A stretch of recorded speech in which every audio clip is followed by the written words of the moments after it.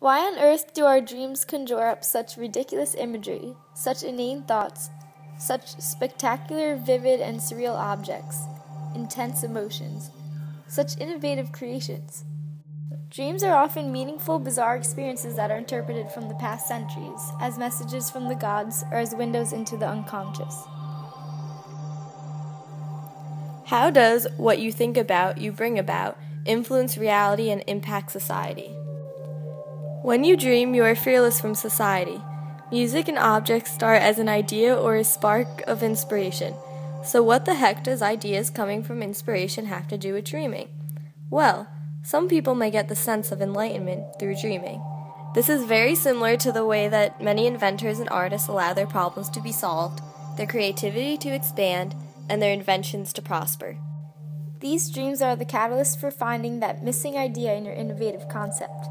Objects start as an idea or as a spark of inspiration, but with the missing link. Some may have an idea but not exactly sure how to put the cherry on top.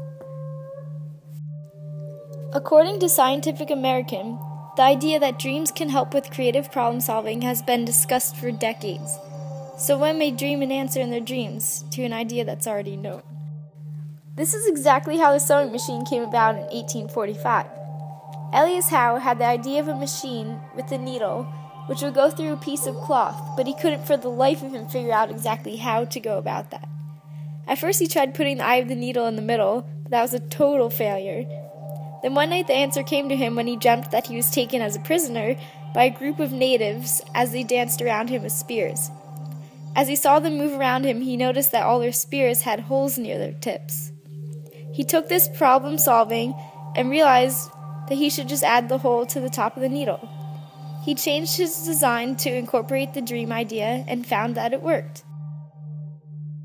Another famous invention that came to an inventor, or in this case a writer, through his dreams was the work of Robert Louis Stevenson, the author of Jekyll and Hyde.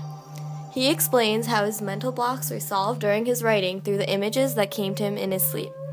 He says, "For 2 days I went about racking my brains for a plot of any sort, and on the second night I dreamed the scene at the window, and a scene afterwards split into two, in which Hyde, pursued for his crime, took the powder and underwent the change in the presence of his pursuer."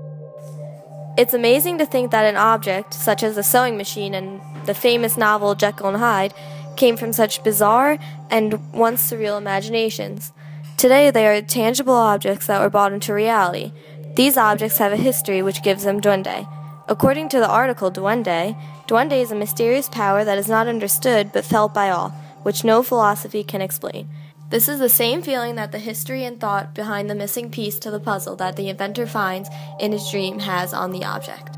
In 1965, Keith Richards came up with a distinctive, flat-sounding guitar riff that powers the song Satisfaction during a dream that he had one night while on tour.